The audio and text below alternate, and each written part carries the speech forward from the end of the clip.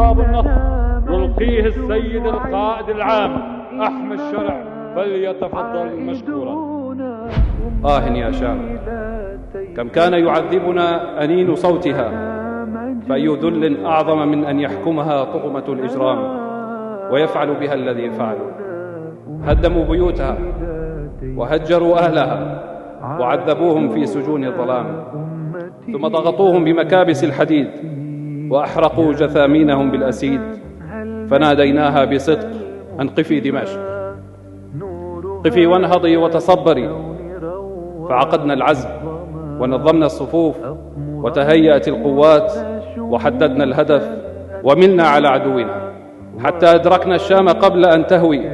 كسرنا القيد بفضل الله وحرر المعذبون، ونفضنا عن كاهل الشام غبار الذل والهوان، وأشرقت شمس سوريا من جديد.